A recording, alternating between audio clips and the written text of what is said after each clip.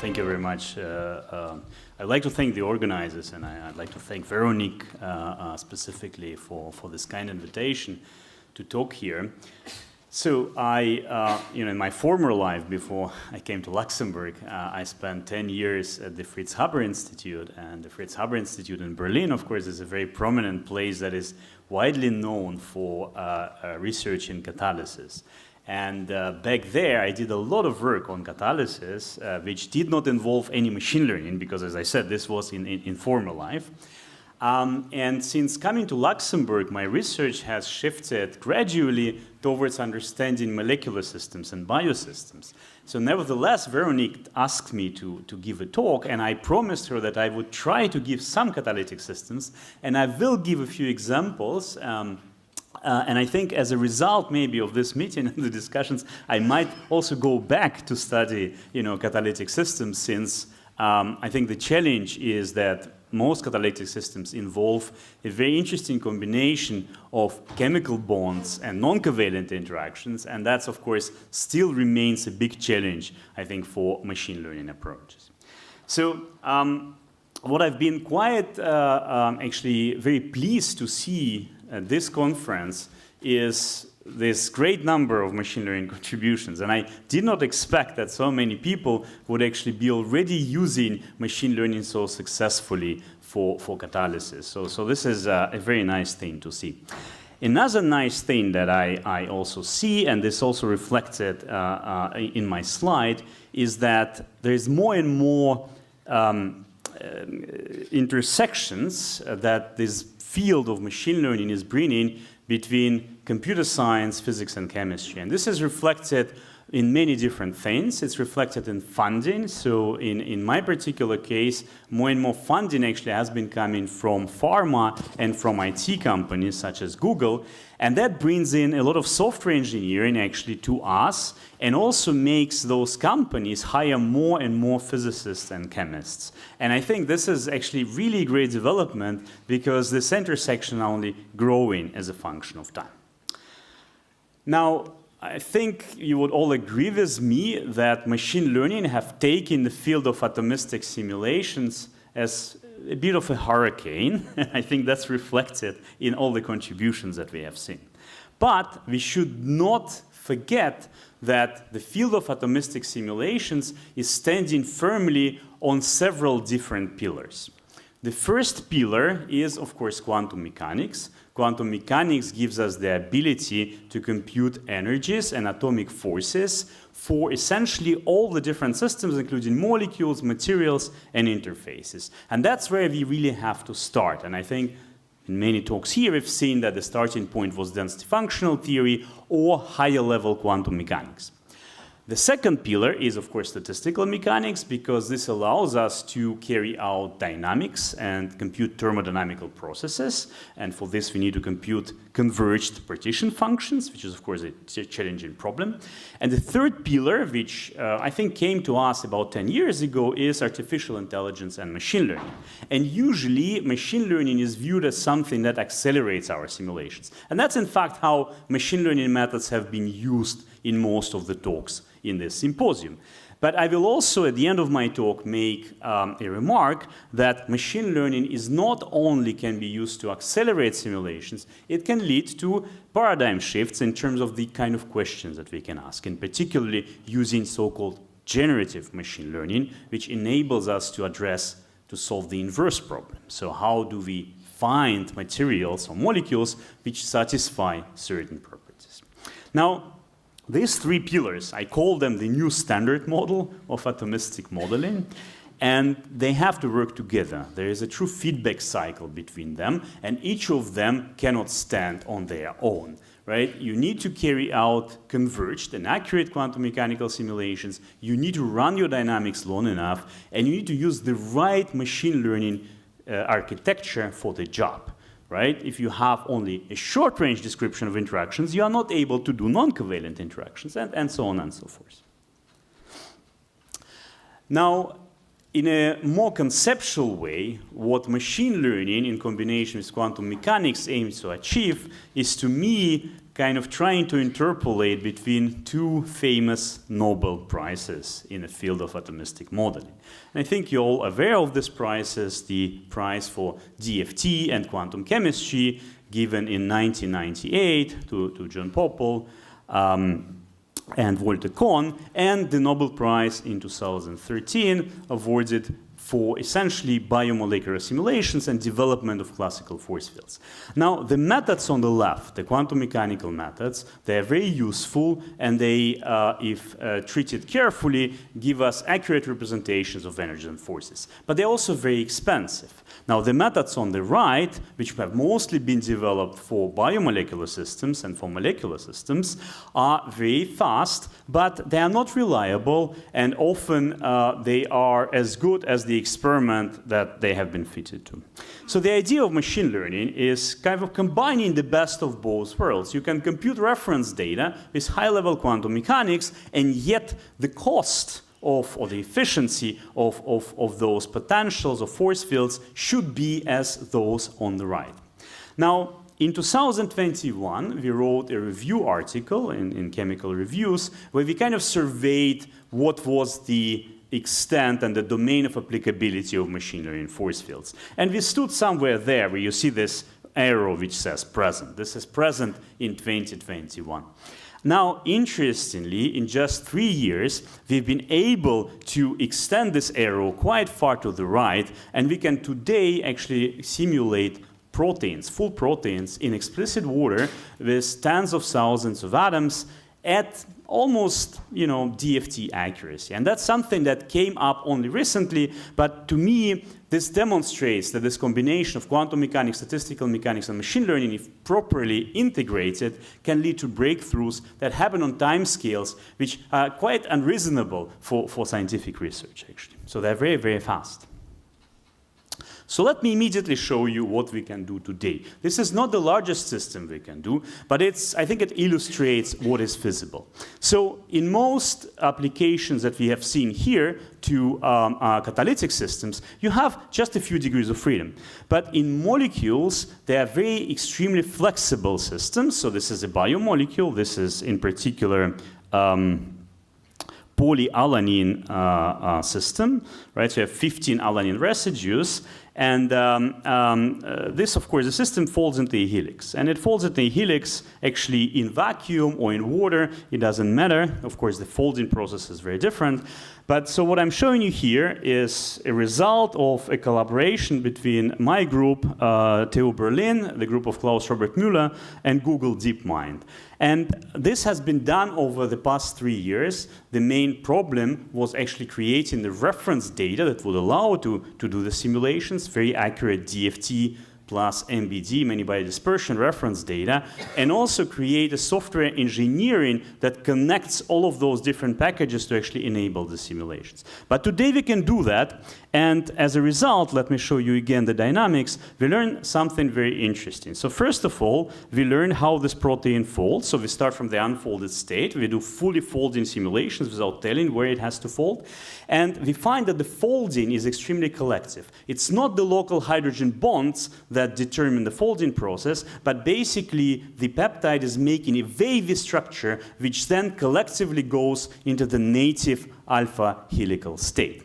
Also, in equilibrium, there is not just a rigid alpha helix, as that is something you would get with classical force fields, but there's an alternation between an alpha helix and 310 helix. And it is dynamical coexistence of them, and that's what experiment also actually tells us that should be the right thing. Now, this simulation was run at 300K. And by the way, so creating reference data, creating all the infrastructure takes a lot of time, takes years. But running the simulation takes only a few hours on a single GPU. So once you have constructed the machine learning potential, this is very, very quick. Right? And so anyone can do this on a single GPU.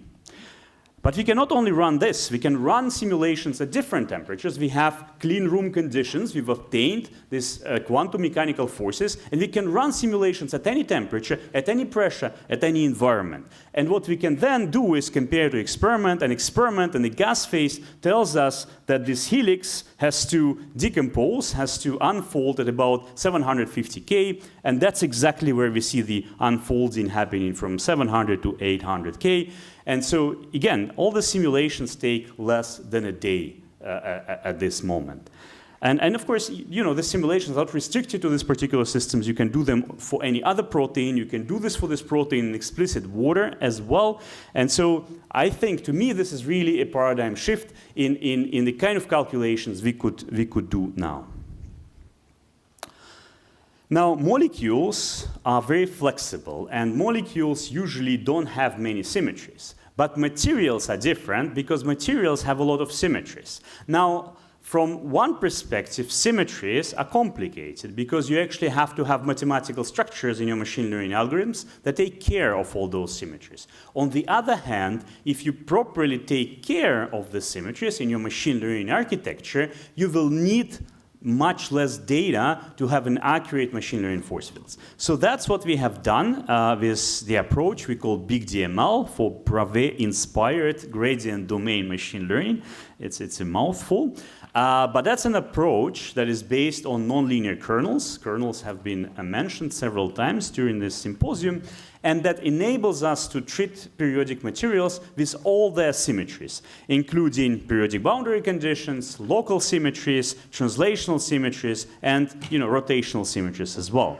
And so here's an example on the right. You see the accuracy of the potential for a set of systems in terms of milli-electron-volt per atoms as you include the different symmetries. And you see that you really improve things by 1 to 2 orders of magnitude simply by including symmetries in your force field. And this is for free, right? This means that you can basically, you need 1 to 2 orders of magnitude less data than you would need if you didn't have those symmetries, for example, in localized neural networks or the GAP-SOAP approach that doesn't use those symmetries explicitly. So just to show how this works, here is a perovskite. Perovskites, of course, are very popular today for quite a while, I think. And here's an example of how this works. So I'm showing you here the prediction of energy and prediction of atomic forces as a function of training data set size.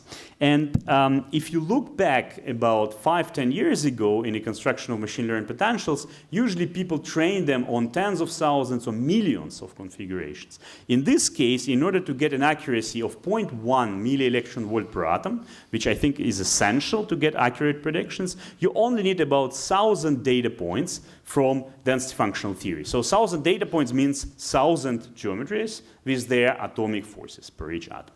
And that allows you to construct these machine learning force fields with such an accuracy. Now, in the literature, you will often see that an error of about 1 milli-electron-volt per atom is considered to be a good error. But that doesn't really work, because if you want to have phase transitions and you have a unit cell of about 100 atoms, this means that you have an error of 100 milli-electron-volt per unit cell. And as you know, many phase transitions, actually, the difference in terms of different phases of materials are often less than that. So you need to go to accuracies which are 0.1 or even 0.01 MeV per angstrom if you want accurate predictions in machine learning force fields. And you can do this with our BigDML approach.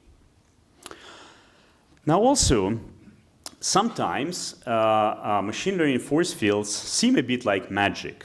So here's an example. This is a single atom catalyst. This is a palladium atom on magnesium oxide. And on purpose, so we are looking at the transition from a top side to another side, and to its symmetric side. And on purpose, we only computed training data for parts of this pathway, right? So the training data is marked there. We have no training data for the barrier. But as you can see, if the machine learning force field has all the right symmetries, it can actually predict parts of your potential energy surface where there is no data, simply because it knows everything about symmetries. So symmetries are sometimes enough because they allow you to extrapolate beyond the data. Because that data, that part of potential energy surface can be actually symmetrically reconstructed from other parts of the potential energy surface. And so often it's said that machine learning cannot extrapolate. Now this is wrong. It can extrapolate as long as there are symmetries, right? Because symmetries allow extrapolation. Right? And of course, you have to know where those symmetries are. And this applies not only to solids, this applies to molecules, to interfaces, and so on. So there's hidden symmetries, right? You can reconstruct, you can make a representation, a latent space that actually learns symmetries from your data, and that makes a machine learning force field or any machine learning approach to predict some property, it can actually extrapolate. Okay, so now let me be a bit of the advocate of the devil and ask the question of how usually people look at machine learning. At least this used to be the case a few years ago. So if you ask people, well, what are you using your machine learning for? They would say, well, I use it as a fitting procedure. Well, okay, so in fitting procedure means something like this. So you have some data points. So you have a molecular structure or material structure, and you can represent it as some reaction coordinate. Right? For example, think of this palladium atom sliding over magnesium oxide surface. So you have some training points, right? You cannot enumerate all the possible configurations of palladium atom, so you just pre-compute several points. And these are these red dots, right? Now, of course, if you could compute the full potential throughout the reaction coordinate, then, for example, you would get this black curve, right? This is a property, let's say energy, as a function of the structure. Now, when you use machine learning, in this example, it will only interpolate. It doesn't have information about the black curve. It only has information about the red points. And so, of course, it can make errors, right? And if you look at the machine learning prediction with a certain smoothness, you will get this blue curve, right? So the blue curve has an error with respect to the black one, which is my ground truth. And so the assumption that you use is that the blue curve, the machine learned curve, has to be smooth. That's called regularization, especially in the kernel methods. And of course, neural networks also use some assumption about the smoothness. Now, this is just a kind of the poor man's way to explain machine learning, because this is nothing else but fitting. But machine learning can be used for many other things. And to me, these methods, the set of methods, really is a paradigm shift for multiple reasons. So once you have a machine learning force fields and you can describe a potential energy surface very accurately, it is a clean potential energy surface. You've only used it, you've only trained it on reference quantum mechanical data. That means that you are allowed to take into account your nuclear degrees of freedom using classical mechanics or using quantum mechanics. So you can quantize your nuclei, you can run, for example, path integral molecular dynamics. And this was not possible with classical force fields, because classical force field mix information. Some information comes from reference quantum mechanical calculations, some information comes from experiments, and you are mixing and matching. So you cannot really study nuclear quantum effects with classical force fields. Machine learned force fields can also easily be used to obtain excited state information. So you don't have to do just the ground state. You can learn information about excited state. So you can do photochemistry, photoexcitations, non-adiabatic molecular dynamics in materials, for example, and so on. And again, because machine learning force fields usually do not have a pre-specified functional form, they can, in principle, describe all kinds of electronic effects. You have lone pairs, you have very complicated chemistry that is pretty hard to write an analytical expression for. And then you can do reactions, which is something you couldn't do with classical force fields. You can compute spectroscopic observables. You can compute, in principle, any observable that you want, as long as you are training your machine learning force field to the right data.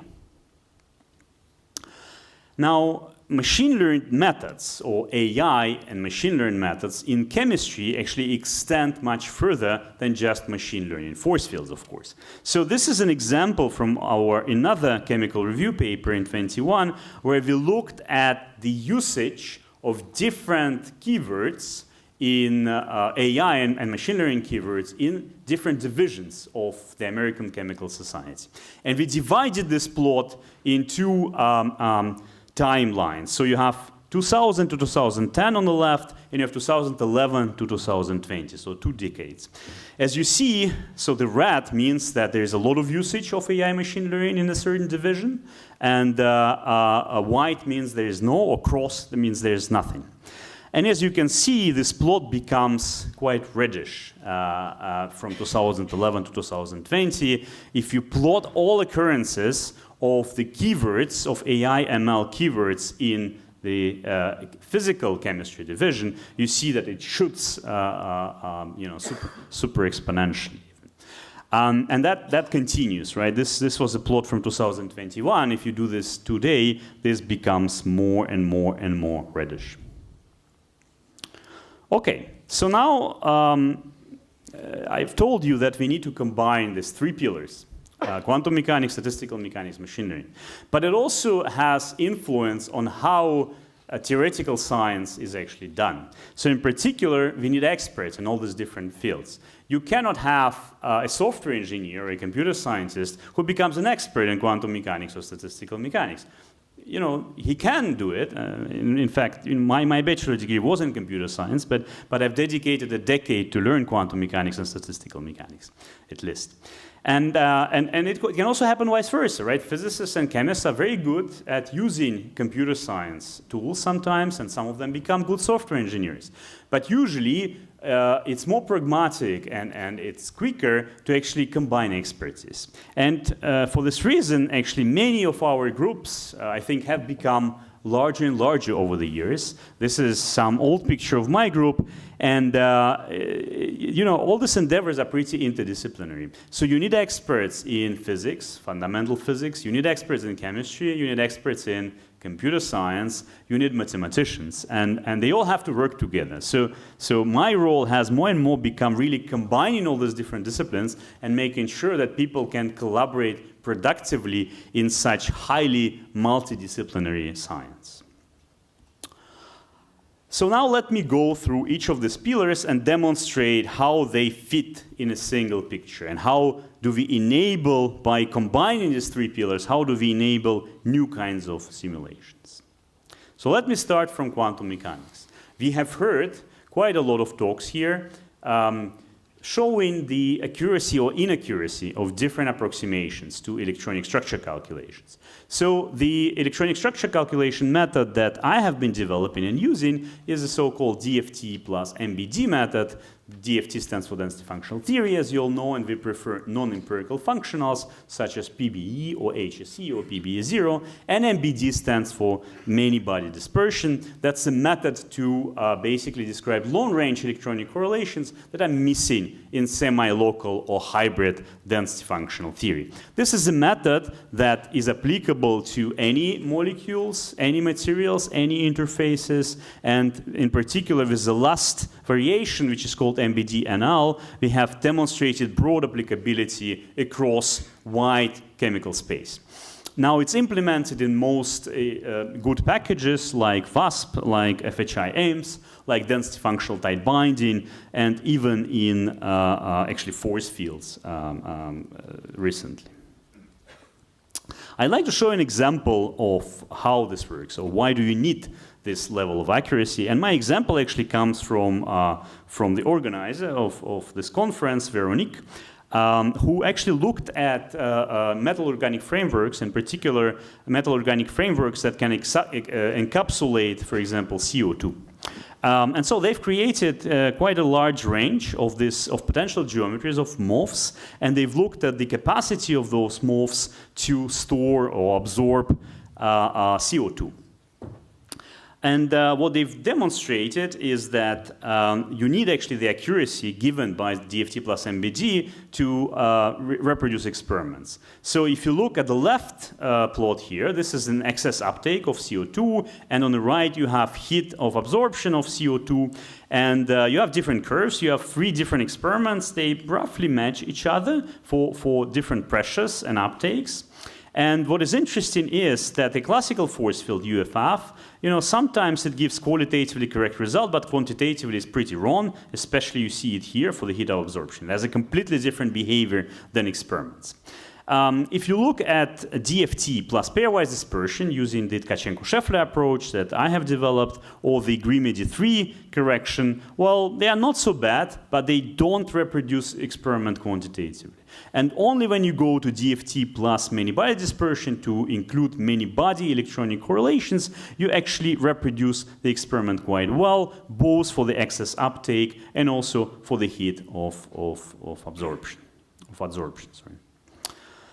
Now, these are not the only systems where DFT plus MBD works so well. In my case in particular, we have been collaborating quite strongly with pharma industry to demonstrate that we can do basically drug crystal structure prediction from nothing. So Markus Neumann is a CEO of a company, a SME, called Avant-Garde Molecular Simulations, and he's really the leader in the field of crystal structure prediction for pharma.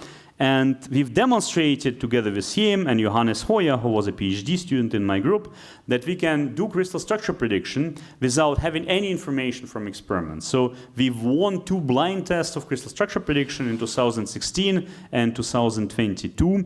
And we've demonstrated that by having nothing else but the information of a single molecule or several molecules, if you have a co-crystal, you can actually predict the relative stability of all polymorphs that those molecules can form. And for this reason, now DFT plus MBD is actually widely used by pharma. All big pharma companies, at least 20 of them, as I know, actually using DFT plus MBD on a daily basis whenever they find a drug candidate. And so far the results have been really quite quantitative. In particular, in this Nature paper, which was published a couple of months ago, we've demonstrated that we can not only do predictions at 0 temperatures, but we can do predictions for free energies and also under real-world conditions, including humidity. So we can predict how much water goes into the different molecular crystal structure, and the predictions that we do actually are indistinguishable from experiments. So the error bars for 45 different drugs actually are the same as experiments. So today, for that reason, actually pharma companies realized that they cannot sit on their data because we can calculate it. So their data in terms of crystal structures and for different humidities and temperatures, actually, it's not worth not releasing it. So in this Nature paper, we convinced 8 pharma companies to release their data. And I think that's a good model, really, how science, fundamental scientific advances can actually change how pharma companies work. Okay, now, so we can generate very accurate data, we can do free energy calculations, we can do molecular dynamics, but as you've all heard here, this is expensive. And so in order to accelerate this molecular dynamics, you need machine learning architectures that are applicable to a wide range of systems, including molecules, materials, interfaces, and of different sizes, both finite and periodic. And so we've developed this approach, which we call GDML, or Gradient Domain Machine Learning. S stands for Symmetrized Gradient Domain Machine Learning, because we include all the relevant symmetries. And this is a kernel method, nonlinear kernel method, that is applicable to large molecules and materials. And these 2 publications, very recent publications, present applications to large molecules and materials. So what can you do today with this method? So let me show you a couple of examples. Before concluding. So here's one application. So this is an interface. So you have a graphene layer. This is a periodic 2-dimensional layer, of course, as you know. And you have a benzene molecule that is adsorbed on graphene. And you would like to understand the free energy of this. So you'd like to understand the dynamics and the free energy. Usually you would assume that if you run dynamics, that you can run 2 different kinds of dynamics, as I said. You can run classical molecular dynamics, where you just solve Newton's equation with quantum mechanical forces, or you can run quantum molecular dynamics, so using path integral methods. And with path integrals, usually your nuclei become quite delocalized. And because your nuclei become delocalized, you expect the dynamics to be more delocalized. But when you look at the free energy surface, here is the projection of free energy surface to 2 degrees of freedom. So you have the height of the molecule on the surface, and you have the rotation angle with respect to the surface perpendicular vector. If you project your free energy to this 2-dimensional coordinate system, you see that in classical MD, your molecule is fully delocalized on the surface, while in quantum molecular dynamics, it becomes localized. So what is going on? Well, what happens is that as your nuclei become delocalized, especially the hydrogens, the polarizability of the molecule actually grows. Grows by about 30%. And because the polarizability grows, the van der Waals interaction between the molecule and the surface becomes stronger. And so the stronger van der Waals interaction actually localizes the molecule on the surface.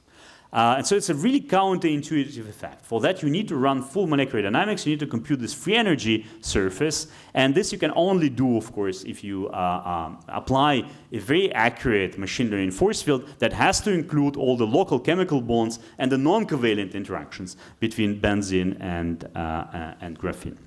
And this is actually very hard to achieve. Even with state-of-the-art equivariant graph neural networks, they would not give you the correct results, by the way, because they miss long-range electronic correlation effects. What about materials? Same thing applies. So this is an example of hydrogen diffusion in palladium bulk. We've seen one of the talks in the symposium about this system. So here is how the hydrogen actually, the probability of locating hydrogen at this interstitial site at different temperatures in classical molecular dynamics and in post-integral molecular dynamics. Once again, you see, of course, that hydrogen is a quantum particle, so quantum nuclear effects are quite relevant. And here is the diffusivity as a function of inverse temperature, and you see different experiments here. These are all these dots, and you see that our post-integral simulations are just on top of the experiments. If you do classical MD, you get a completely wrong behavior. If you only project the potential energy surface to a few degrees of freedom, which was done before by Kimitsuka et al., then also you don't actually get the correct quantitative answer. So if you have all the atomistic degrees of freedom, if you accelerate them through machine learning, if you quantize your nuclei, you reproduce experiment, and you are very, very accurate. Okay. Now, these were examples for specific systems, and for each systems, I fitted a potential. Or machine learning force fields. But we want to go further, of course. We don't want to stick to one particular system, but we want to go to general machine learning force fields that allow us to span chemical spaces. So we've done this recently, and this brings me to the beginning of my talk, our collaboration with Technical University of Berlin and Google. We've created a very large data set of 5 million structures for biomolecular complexes, in particular proteins, which include bottom-up fragments, so amino acids, pairs of amino acids, and large secondary structure motifs. And now we can fit or obtain a neural network potential, an equivariant graph neural network, which includes also long-range interactions explicitly, and we can use that to simulate many different proteins, which we've done in this work. We've done polyalanine, we've done crambin, we've done the receptor binding domain of SARS-CoV-2 interacting with human cell receptors. And so this really goes into spanning chemical spaces. And for all of the systems, we reproduce experiments actually quantitatively. What we also find very interestingly is that simulations using what we call this approach GEMS for general molecular simulations, by the way, simulations with quantum mechanical accuracy yield completely qualitatively different results for fluctuations, for dynamical fluctuations of proteins around their native state. So here's an example. This is a projection to an effective 2-dimensional coordinate system. This is a nonlinear UMAP projection of this crambin protein in explicit water. This is 25,000 atoms. And as you see, a classical force field is essentially a random walk. You start in some metastable state, you fluctuate there, you jump, and then you jump again. There's absolutely no memory, it's just a random walk. If you do a quantum mechanical simulation, a simulation using a quantum mechanical potential, you find this path, continuous path through your configurational space. So your protein behaves in a completely different way, and I think that also shows that you're not only gaining accuracy, you are gaining something qualitatively different when you are modeling such complex systems at quantum mechanical accuracy. Now, machine learning can not only be used to do dynamics, but it can also change the questions you ask. For example, you can do inverse molecular design. I don't have time to describe it, but we've recently demonstrated that you can actually completely invert the question that you ask. So you can say, I have a data set, and I have some properties, some quantum mechanical properties. And I want to make an inverse model, so-called variational autoencoder, where I specify certain properties, for example, polarizability and van der Waals energy, and I find molecules that satisfy those properties. Here's an example of some de novo molecules that we find, which are not in our data set. So we just specify a value of polarizability, a value of van der Waals energy, and our model spits out structures that are close to these two values. And so this really inverts the question. If you want, for example, a new catalyst with certain properties, you can, in principle, do a generative model that gives you a catalyst given just a few properties. Now, of course, in order to do this, you need data sets. And at the moment, we don't have enough data sets. I think you're all familiar with a lot of big data for molecules and materials that have been emerging in Europe and elsewhere. But this is not enough, because these data sets need to be consistent. A lot of data sets we have today are inconsistent. They are computed with different levels of theory, they are computed for different chemical spaces, and they don't allow interpolation. For that reason, we have tried to really approach this question constructively and really to go towards a universal quantum machine learning force fields. We started in 2020 with a data set of small molecules. We have about 5 million structures. We then went now to a data set of large drug-like molecules. We've also done data sets for proteins, as I've explained you with the GEMS approach. And now this is unpublished work from Google, where they're trying to really span chemical space. They've constructed all possible chemical motifs up to 8 heavy atoms for most of the periodic table. This is unpublished. This is work that will be published soon, hopefully. But this illustrates the need that we have to really span chemical space in a constructive manner and also enable simulations that allow us to study interfaces between materials and molecules. And I think it's an exciting time, and there are many challenges in this field, and I'm happy to see many young people here. Thank you very much.